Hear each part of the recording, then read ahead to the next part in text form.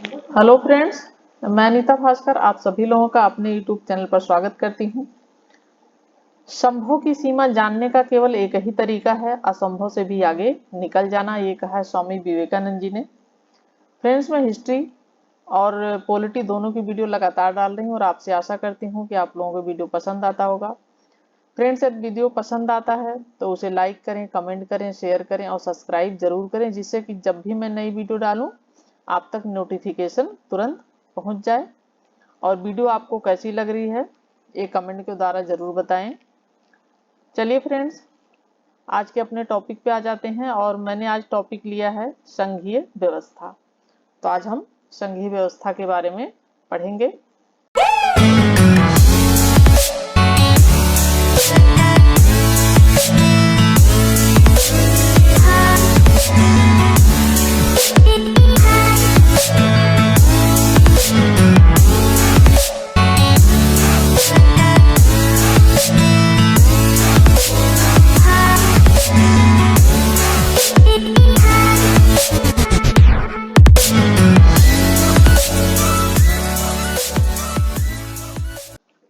Friends, मैंने political science में आज चैप्टर 13 संघीय व्यवस्था फेडरल सिस्टम लिया है।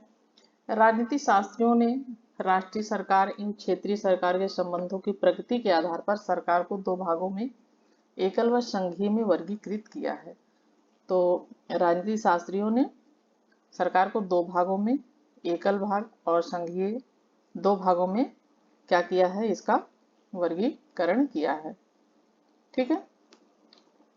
एकल या एकात्मक सरकार वह है जिसमें समस्त शक्तियां एवं कार्य केंद्र सरकार और क्षेत्रीय सरकार में निहित होती हैं, जबकि दूसरी ओर संघीय सरकार वह है जिसमें शक्तियां संविधान द्वारा केंद्र सरकार एवं क्षेत्रीय सरकार में विभाजित होती हैं। दोनों अपने अधिकार क्षेत्रों का प्रयोग स्वतंत्रता पूर्वक करते हैं। ठीक है। तो दूसरी ओर जो एक तो एकात्मक सरकार है, दूसरी संघात्मक सरकार है, जिसमें दोनों की अपनी अपनी शक्तियां हैं और दोनों शक्तियां विभाजित होती हैं और दोनों अपने अधिकार क्षेत्रों का प्रयोग स्वतंत्रता पूर्वक करती हैं। ठीक है। संघीय एकात्मक सरकार की तुलनात्मक विशेषताएं, तो इनकी तुलनात्मक विशेषताएं हैं जिसके अनुसार हम समझ सकते हैं कि एकात्मक सरकार क्या है और संघात्मक सरकार क्या है। तो संघीय सरकार में दोहरी सरकार अर्थात राष्ट्रीय एवं क्षेत्रीय सरकार, जैसे कि हमारे यहाँ है केंद्र सरकार और राज्य सरकार, ये दोहरी सरकार।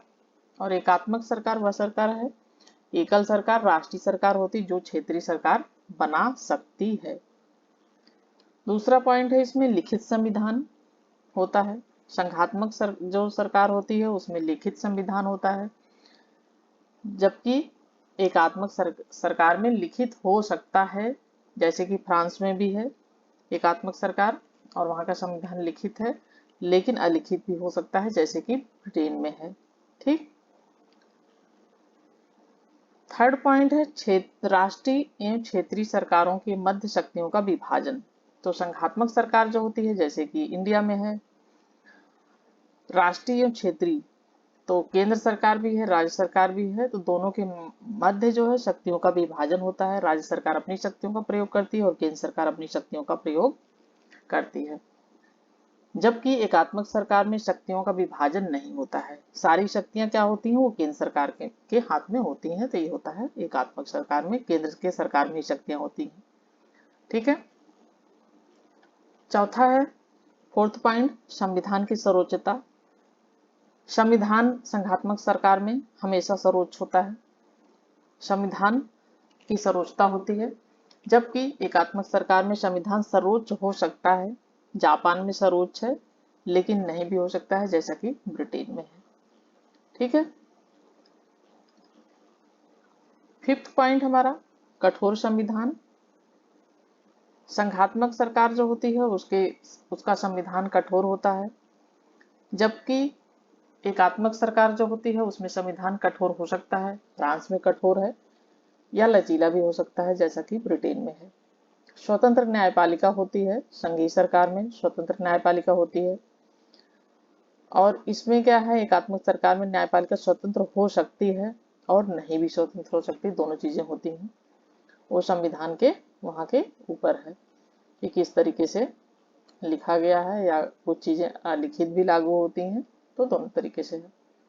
7 पॉइंट है हमारा, संघीय सरकार में द्विसदनीय विधायिका होती है और इसमें द्विसदनी हो सकती है, जैसे ब्रिटेन में द्विसदनी है, लेकिन एक सदनी भी हो सकती है जैसे कि चीन में है। ठीक। भारत के संविधान में संघीय सरकार व्यवस्था को अपनाया गया। संविधान निर्माताओं ने संघीय व्यवस्था को 2 कारणों से अपनाया। इसका पहला कारण ये था कि देश का हमारे बहुत बड़ा आकार था, सामाजिक सांस्कृतिक विविधता थी हमारे देश में, सामाजिक रूप से, सांस्कृतिक रूप से, हर तरीके से लोग जो है अलग अलग धर्म को मानते हैं, अलग अलग क्षेत्र हैं, अलग अलग भाषा है, इन सब की वजह से विविधता जो है, इसको संघीय सरकार व्यवस्था को अपनाने का एक मुद्दा, एक कारण यह था, हमारे यहाँ की सामाजिक सांस्कृतिक विविधता। उन्होंने महसूस किया कि संघीय व्यवस्था से न केवल सरकार की शक्ति बढ़ेगी बल्कि क्षेत्रीय स्वायत्तता और राष्ट्रीय एकता में भी अभिवृद्धि होगी। वैसे संविधान में कहीं भी संघ शब्द का प्रयोग नहीं किया गया है। ये ध्यान दें कि ये संघ है, जो संघ शब्द का प्रयोग संविधान में कहीं नहीं किया गया है। इसके स्थान पर संविधान का अनुच्छेद 1 भारत को राज्यों के संघ के रूप में परिभाषित करता है। ये जो मेन पॉइंट है मैंने रेड कलर से कर दिया है, जिससे कि आपको पढ़ने में और याद करने में आसानी हो, क्योंकि अब पीडीएफ भी आप डाउनलोड कर सकते हैं, तो आपके लिए अच्छा रहेगा। तो अनुच्छेद 1 ये ध्यान रखें, भारत जहां से क्वेश्चन बनते हैं, अनुच्छेद 1 भारत को राज्यों के संघ के रूप में परिभाषित करता है। किस रूप में परिभाषित करता है? राज्यों के संघ के रूप में। Doctor B R. अम्बेडकर के अनुसार राज्यों के संघ से 2 बातें उभर कर सामने आती हैं। पहला, अमेरिकी संघ के विपरीत भारतीय संघ राज्यों के बीच सहमति का प्रतिफल नहीं है, तथा सेकंड है, राज्यों को यह अधिकार नहीं है कि वह स्वयं को संघ से पृथक कर सके। फेडरेशन संघ है क्योंकि यह अविभाज्य है। भारत की संघीय व्यवस्था कनाडाई मॉडल पर आधारित है। एक अत्यंत सशक्त केंद्रों के होने के आधार पर कनाडाई मॉडल जो है अमेरिकी मॉडल से सर्वथा भिन्न है। तो जो हमारा संघीय व्यवस्था है वो कनाडा के मॉडल पर आधारित है, और यह एक सशक्त केंद्र होने के कारण अमेरिकी मॉडल से यह कनाडाई मॉडल जो है, कनाडा का मॉडल वो क्या है, वो भिन्न है। ठीक। संविधान की संघीय विशेषताएं। संविधान की संघीय विशेषताएं में देखते हैं हम क्या क्या संघीय विशेषताएं हैं भारतीय संविधान की। तो फर्स्ट पॉइंट है द्वैध राज पद्धति। संविधान में संघ स्तर पर केंद्र एवं राज्य स्तर पर राज्य पद्धति को अपनाया गया है। प्रत्येक को संविधान द्वारा क्रमशः अपने क्षेत्रों में संप्रभु शक्तियां प्रदान की गई। तो यहाँ पे भारतीय संविधान में केंद्र एवं राज्य 2 स्तर पर अपनाया गया है। प्रत्येक को संविधान द्वारा अपने अपने क्षेत्रों में संप्रभु शक्तियां प्रदान की गई हैं। राज्यों को अपना कार्य करने का अधिकार है और केंद्र को अपना। ठीक है। सेकेंड पॉइंट हमारा लिखित संविधान। हमारा संविधान न केवल लिखित अभिलेख है वरन विश्व का सबसे विस्तृत संविधान भी है। तो भारतीय संविधान जो है वह न केवल लिखित है बल्कि वह दुनिया का सबसे बड़ा संविधान, विस्तृत संविधान भी है। मूलतः इसमें एक प्रस्तावना, 395 अनुच्छेद और 22 भागों में विभक्त और 8 अनुसूचियां थी। तो मूलतः इसमें जब संविधान लागू हुआ था तो उसमें एक प्रस्तावना थी, 395 अनुच्छेद थे और 22 भागों में यह विभक्त था और 8 अनुसूचियां थी। पर वर्तमान समय में इसमें हम देखते हैं, वर्तमान समय में भी इसमें जान लेते हैं कि वर्तमान समय में कितने अनुच्छेद हैं, कितनी अनुसूचियां हैं, क्या हैं। तो इसमें वर्तमान समय में ये हैं 465 अनुच्छेद हैं इस समय, 12 अनुसूचियां हैं और 22 भागों में यह विभक्त है। लेकिन अनुच्छेद 465 हो गए हैं और अनुसूचियां हो गई हैं 12। तो ठीक है, वर्तमान समय में 12 अनुसूचियां हैं, लेकिन पहले 8 अनुसूचियां थी इसमें। थर्ड पॉइंट है फ्रेंड्स, शक्तियों का विभाजन। संविधान में केंद्र और राज्यों के बीच शक्तियों का विभाजन किया गया। इनमें 7वीं अनुसूची में केंद्र, राज्य एवं दोनों से संबंधित सूची नहीं है। केंद्र सूची में 100 विषय हैं, मूलतः 97 विषय। राज्य सूची में 61 विषय हैं, मूलतः 66 विषय। मूलतः का मतलब है कि पहले इतने थे। और समवर्ती सूची में 52 विषय हैं, जबकि पहले 47 थे। समवर्ती सूची के विषय पर केंद्र एवं राज्य दोनों कानून बना सकते हैं। टकराव की स्थिति में केंद्र की विधि प्रभावी होगी। अवशेषी विषय अर्थात जो किसी भी सूची में नहीं है। अवशेषी का मतलब यह है कि जो किसी भी सूची में, ना ही केंद्र की सूची में, ना ही राज्य की सूची में, तो वो क्या किया गया है, वो केंद्र को दे दिए गए हैं। ठीक। 4th पॉइंट हमारा संविधान की सर्वोच्चता। संविधान सर्वोच्च है। केंद्र या राज्य सरकार द्वारा प्रभावी कानूनों के विषय में इसकी व्यवस्था सुनिश्चित होनी चाहिए, अन्यथा इन्हें उच्चतम न्यायालय एवं उच्च न्यायालय में न्यायिक समीक्षा के तहत अवैध घोषित किया जा सकता है। इस तरह सरकार के घटकों विधायिका, कार्यकारी एवं न्यायिक, कौन कौन से हैं घटक? विधायिका है, कार्यकारी है एवं न्यायिक है, को दोनों स्तरों पर संविधान द्वारा विधित क्षेत्र के अंतर्गत कार्य करना चाहिए। 5th पॉइंट है हमारा कठोर संविधान। संविधान द्वारा शक्तियों का विभाजन एवं संविधान की सर्वोच्चता तभी बनाए रखी जा सकती है जब संविधान में संशोधन की प्रक्रिया कठोर हो। यद्यपि संविधान में संशोधन इस सीमा तक कठोर है जिससे प्रावधान जो संघीय संरचना यथा केंद्र राज्य संबंध एवं न्यायिक संगठन से संबंधित है, मात्र केंद्र एवं राज्य सरकारों की समान संस्कृति से ही संशोधित किए जा सकते हैं। इन प्रावधानों के संशोधन हेतु संसद के विशेष बहुमत एवं संबंधित राज्यों में से आधे से अधिक स्वीकृति अनिवार्य होती है। तो हमारा संविधान कठोर है और संविधान की सर्वोच्चता तभी बनी रह सकती है जब संविधान की संशोधन की जो प्रक्रिया हो कठोर हो। नहीं तो फिर छोटी छोटी बातों के लिए अगर उस संविधान लचीला होगा तो उस पर छोटी छोटी चीजों के लिए संशोधन कर दिया जाएगा, तो उससे क्या है, संविधान सर्वोच्च नहीं रह पाएगा।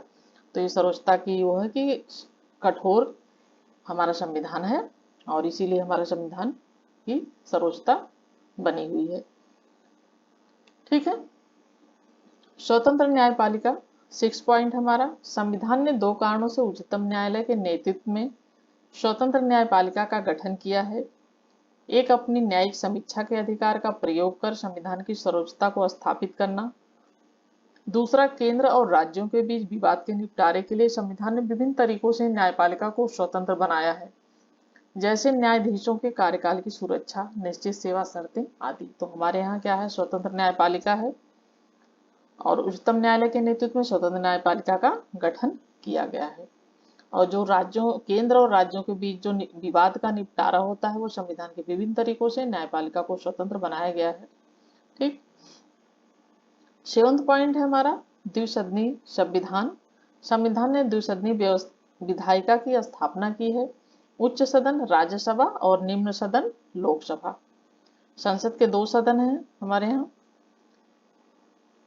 2 सदन में उच्च सदन जो है वो क्या है, राज्यसभा है, और निम्न सदन है लोकसभा। ये मैंने रेड कलर से देखिए हाईलाइट कर दिया है जिससे कि आप लोग इसे याद रख सकें। राज्यसभा भारत के राज्यों का प्रतिनिधित्व करती है, जबकि लोकसभा क्या है, वो भारत के लोगों, पूर्ण रूप से जब लोकसभा का चुनाव होता है तो पूर्ण रूप से राज्यसभा, ये लोकसभा जो है भारत के लोगों का पूर्ण रूप से, और राज्यसभा यद्यपि कम शक्तिशाली होती है लेकिन केंद्र के अनावश्यक हस्तक्षेप से राज्यों के हितों की रक्षा करती है। तो ये 2 सदन याद रखें, उच्च सदन है हमारा राज्यसभा और निम्न सदन क्या है, लोकसभा। संसद के 2 सदन। संविधान की एकात्मक विशेषताएं। हमने अभी तक संघात्मक विशेषताएं देखा, अब हम थोड़ा सा ये जानेंगे कि एकात्मक विशेषताएं क्या है। तो भारतीय संविधान की संघात्मक होने के साथ साथ एकात्मक भी इसकी विशेषताएं हैं और जो इस प्रकार है। पहला है सशक्त केंद्र। शक्तियों का विभाजन केंद्र के पक्ष में है, जो कि संघीय दृष्टिकोण के काफी विरुद्ध है। इस तरह संविधान केंद्र को सशक्त बनाता है। प्रथमतः क्या है, केंद्रीय सूची में राज्य के मुकाबले ज्यादा विषय हैं। कैसे सशक्त बनाता है ये हम देखते हैं कि हमारा संविधान संघात्मक होते हुए भी कहा जाता है कि हमारा संविधान संघात्मक होते हुए भी एकात्मक है। तो क्यों एकात्मक है? संघात्मक होते होते। तो उसका यह कारण है कि शक्तियों का विभाजन जो है वो केंद्र के पक्ष में है, संघीय दृष्टिकोण के जो कि काफी विरुद्ध होता है। संविधान केंद्र को सशक्त बनाता है। इससे क्या है, संविधान केंद्र को सशक्त बनाता है। केंद्रीय सूची में क्या है, जो अभी मैंने विषय बताए थे आपको किस में कितने विषय हैं, तो वो हैं केंद्रीय सूची में राज्य के मुकाबले ज्यादा विषय हैं। दूसरा, केंद्रीय सूची में ज्यादा महत्वपूर्ण विषय शामिल हैं। केंद्र में केंद्रीय जो सूची है उसमें ज्यादा इंपॉर्टेंट है, ज्यादा महत्वपूर्ण विषय शामिल है। और जो समवर्ती सूची है, तीसरे समवर्ती सूची में केंद्र को ऊपर रखा गया। समवर्ती सूची में भी क्या किया गया है, केंद्र को ऊपर रखा गया है, क्योंकि जब भी किसी बात को लेके, किसी विषय को लेके आपसी विवाद होता है केंद्र और राज्य सरकार के बीच, तो उसमें उसका जो है आखिरी निर्णय केंद्र जो है सरकार करती है, उसी को माना जाएगा जो केंद्र सरकार निर्णय लेगी। इसीलिए केंद्र को ऊपर रखा गया है। तो इसीलिए संघात्मक होते हुए भी क्या है, हमारा जो है संविधान की जो व्यवस्था है वो एकात्मक है। अंततः अवशेषी शक्तियों में भी केंद्र प्रमुख है। अवशेषी जो शक्तियां वो भी केंद्र के उसमें है, केंद्र उसमें प्रमुख है, जबकि अमेरिका में राज्यों में निहित है। इस तरह संविधान केंद्र को सशक्त बनाता है। ठीक है, राज्य अनश्वर नहीं, सेकेंड पॉइंट है। अन्य संघों के विपरीत भारत में राज्यों को क्षेत्रीय एकता का अधिकार नहीं है। संसद एक तरफा कार्रवाई द्वारा उनके क्षेत्र सीमा हो या राज्यों के नाम को परिवर्तित कर सकती है। तो संसद क्या करती है, एक तरफा कार्रवाई के द्वारा उनके सीमा क्षेत्र, संसद को यह अधिकार है, संसद को यह अधिकार होता है कि वह किसी भी राज्य की सीमा को, उसके क्षेत्र को परिवर्तित कर सकती है, घटा बढ़ा सकती है, राज्य के नाम है उनको बदल सकती है, नाम को परिवर्तित कर सकती है। अर्थात इसके लिए साधारण बहुमत की जरूरत होती है। इसके लिए सिर्फ साधारण बहुमत की जरूरत होती है, ना कि विशेष बहुमत की जरूरत होती है संसद को। तो इसलिए जो है ये संघात्मक होते हुए भी एकात्मक है और संसद का इसमें, संसद को यह अधिकार है। इस तरह भारतीय संघ अनस्वर राज्यों का अनस्वर संघ है। थर्ड पॉइंट है एकल संविधान। सामान्यतः एक संघ में राज्यों को केंद्र से हटकर अपना संविधान बनाने का अधिकार होता है। सामान्यतः एक संघ में राज्यों को केंद्र से हटकर अपना संविधान बनाने का अधिकार होता है। भारतीय संविधान सिर्फ केंद्र का ही नहीं, राज्यों का भी है। राज्य एवं केंद्र दोनों को इसी एक ढांचे का पालन करना अनिवार्य होता है। तो इससे क्या है, वो एकल संविधान कहलाता है। संविधान का लचीलापन। अन्य संघीय प्रणालियों की तुलना में भारतीय संविधान में संशोधन प्रक्रिया कम कठोर है। संविधान के एक बड़े हिस्से को संसद द्वारा साधारण या विशेष बहुमत द्वारा एकल प्रणाली से संशोधित किया जा सकता है। तो संविधान का काफी हिस्सा संसद द्वारा या साधारण या विशेष बहुमत द्वारा एकल प्रणाली से संशोधित किया जा सकता है। कुछ हिस्से संशोधित नहीं किया सकते जो कठोर हैं। बाकी हमारा संविधान क्या है, लचीला भी है, उसमें बहुत सारे संशोधन भी किए जा चुके हैं अब तक। ठीक है, फिफ्थ पॉइंट है राज्य प्रतिनिधित्व में समानता का अभाव। राज्यों की जनसंख्या के आधार पर राज्यसभा में प्रतिनिधित्व दिया जाता है। अंतर सदस्यता में 1 से 31 तक की भिन्नता है। आपातकालीन उपबंध। संविधान 3 तरह की आपातकाल व्यवस्था निर्धारित करता है, राष्ट्रीय, राज्य एवं वित्त। कौन कौन से, राष्ट्रीय, राज्य एवं वित्त। आपात के काल के दौरान केंद्र सरकार के पास सभी शक्तियां आ जाती हैं। जब भी आपातकाल की स्थिति होती है, वो मैं आपको बाद में पढ़ाऊंगी राष्ट्रपति शासन में, तो आपातकाल की स्थिति में राष्ट्रपति शासन लागू होता है। और जब भी ऐसी स्थिति आती है तो सारी शक्तियां जो हैं वो केंद्र सरकार के पास सारी शक्तियां आ जाती हैं और राज्य केंद्र के पूर्ण नियंत्रण में आ जाते हैं। तो राज्य जो है वो केंद्र के पूर्ण नियंत्रण में आ जाते हैं और सारी शक्तियां केंद्र के हाथ में आ जाती है। यह बिना किसी संविधान संशोधन के संघीय ढांचे को एकल ढांचे में बदल देता है। तो इसके लिए किसी संविधान आपातकालीन स्थिति में किसी भी संशोधन की आवश्यकता नहीं होती है और न ही उसके संघीय ढांचे को बदलने की आवश्यकता है। तो इसमें संघीय ढांचे को एकल ढांचे में आपातकालीन स्थिति में यह व्यवस्था लागू हो जाती है। ऐसी व्यवस्था अन्य किसी संघ में नहीं पाई जाती है, बल्कि अन्य देशों में जहां संघात्मक शासन है वहां पर ऐसी व्यवस्था नहीं पाई जाती है। तो इसका मतलब है कि हमारा संविधान जो है वो संघीय होते भी एकात्मक है। 7वां पॉइंट है एकल नागरिकता। दोहरी व्यवस्था के बावजूद भारत का संविधान कनाडा की तरह एकल नागरिकता की व्यवस्था को अपनाता है। यहाँ केवल भारतीय नागरिकता है, अन्य कोई पृथक राज्य नागरिकता नहीं है। तो हम जो है यहाँ पे हैं भारत में, तो हम सिर्फ भारत के नागरिक कहलाते हैं। हम भारत के नागरिक हैं, यह नहीं कि हम उत्तर प्रदेश के नागरिक हैं या मध्य प्रदेश के नागरिक हैं, ऐसा नहीं है। हम तो सिर्फ भारत के नागरिक हैं। यहाँ किसी भी राज्य में हो, आप किसी भी क्षेत्र में निवास कर रहे हो, पूरे भारत में आप कहीं भी, आपको रहने की, आपको भ्रमण करने की, घूमने की, आपको हर चीज की आजादी है, आपको व्यापार करने की। तो हमारा संविधान जो है ये एकल नागरिकता की व्यवस्था करता है, एकल नागरिकता की व्यवस्था देता है हमें, और हम सिर्फ भारतीय हैं और कुछ नहीं। ठीक, तो इसका मतलब यह है कि यहाँ पे केवल भारत की नागरिकता है, किसी राज्य की नागरिकता नहीं होती है। 8 पॉइंट है हमारा अखिल भारतीय सेवाएं। अमेरिका में संघीय सरकार और राज्य सरकारों की अपनी लोक सेवाएं हैं, भारत में भी केंद्र और राज्यों की पृथक लोक सेवाएं हैं, लेकिन इसके अतिरिक्त अखिल भारतीय सेवाएं आईएएस, आईपीएस और आईएफएस केंद्र और राज्य दोनों के लिए हैं। केंद्र द्वारा इन सेवाओं के सदस्यों का चयन किया जाता है, उन्हें प्रशिक्षण दिया जाता है, उन पर पूर्ण रूपेण नियंत्रण भी इनका होता है। ठीक, एकीकृत लेखा जांच मशीनरी। 9 पॉइंट भारत का नियंत्रक एवं महालेखा परीक्षक न केवल केंद्र के बल्कि राज्यों के खातों की भी जांच करता है। तो भारत का नियंत्रक एवं लेखा महापरीक्षक जो होता है वो न केवल केंद्र की बल्कि राज्यों के खातों की भी जांच करता है, लेकिन उसकी नियुक्ति एवं बर्खास्तगी बिना राज्यों की सलाह के राष्ट्रपति द्वारा होती है। तो उसकी नियुक्ति और बर्खास्तगी, उसको नियुक्ति कौन करता है? नियंत्रक महालेखा परीक्षक की, और उसको बर्खास्त कौन करता है? ये कौन करता है? राष्ट्रपति करता है। ये मेन पॉइंट है, इस पर आप ध्यान दें। इस तरह यह व्यवस्था राज्यों की वित्तीय स्वायत्तता पर अंकुश लगाती है। ठीक, 10th पॉइंट हमारा राज्य सूची पर संसद का प्राधिकार।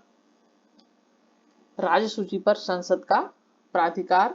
राज्यों को काफी अधिकार दिए जाने के बावजूद केंद्र का सूची के विषय पर अंतिम अधिकार बना रहता है। संसद को यह अधिकार प्राप्त है कि वह राज्य सूची में राष्ट्रीय महत्व को प्रभावित करने वाले विषयों पर राज्यसभा द्वारा पारित होने पर विधान बना सकती है। इसका तात्पर्य है कि बिना संविधान संशोधन के संसद की विधायिका संबंधी शक्ति को बढ़ाया जा सकता है। उल्लेखनीय है कि ऐसा तब किया जा सकता है जब किसी प्रकार की आपातकालीन व्यवस्था न हो, लेकिन यह किया जा सकता है लेकिन तब जब आपातकाल उस समय लागू न हो।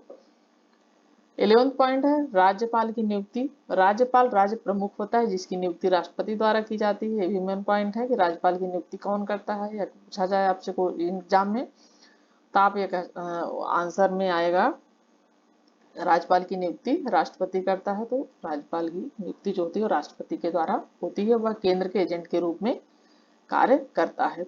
राज्यपाल के माध्यम से राज्य पर नियंत्रण रहता है। इस संदर्भ में भारत ने कनाडाई मॉडल को प्रणाली को अपनाया है। तो कनाडा की प्रणाली है जो भारत में राज्यपाल का जो है, राज्यपाल जो होता है वो कनाडा के मॉडल पर यहाँ पे संविधान में लिया गया था कि राज्यों का राज्यपाल होगा जो राज्य पर नियंत्रण करता है। 12th है हमारा एकीकृत निर्वाचन मशीनरी। चुनाव आयोग न केवल केंद्रीय चुनाव संपन्न करता है बल्कि राज्य विधान मंडलों के चुनाव भी कराता है, लेकिन इस इकाई की स्थापना राष्ट्रपति द्वारा होती है और राज्य इस मामले में कुछ नहीं कर सकते। इसके सदस्यों को भी इसी प्रकार हटाया जा सकता है। तो चुनाव आयोग न केवल केंद्रीय चुनाव संपन्न कराता है बल्कि राज्य विधान मंडलों के भी चुनाव कौन कराता है? यही चुनाव आयोग ही कराता है। लेकिन इसकी क्या स्थापना, इस इकाई की स्थापना किसके द्वारा होती है? राष्ट्रपति के द्वारा होती है। ठीक, इसके सदस्यों को भी इसी प्रकार से हटाया जा सकता है। 13 पॉइंट है हमारा राज्यों के विधेयकों पर वीटो। राज्यपाल को राज्य विधान मंडल द्वारा पारित कुछ विधेयकों को राष्ट्रपति की संस्तुति के लिए सुरक्षित रखने का अधिकार है। राष्ट्रपति अपनी संस्कृति के लिए इसे न केवल पहली बार बल्कि दूसरी बार भी रोक सकता है। इस तरह राष्ट्रपति के पास राज्य विधेयकों पर वीटो का भी अधिकार है। तो राष्ट्रपति के पास वीटो का भी अधिकार होता है और राष्ट्रपति न केवल एक बार बल्कि 2 बार इसे रोक सकता है। ठीक है, तो इस तरह राष्ट्रपति के पास राज्य विधेयकों का भी वीटो का अधिकार है। तो इसी से हम समझ सकते हैं कि हमारा भारतीय संविधान जो है संघात्मक होते हुए भी एकात्मक है। तो फ्रेंड्स, आज की वीडियो यहीं तक। नेक्स्ट वीडियो में मिलते हैं फिर से। और वीडियो पसंद आता है तो उसे लाइक करें, कमेंट करें और शेयर करें और सब्सक्राइब करें। Thank you friends.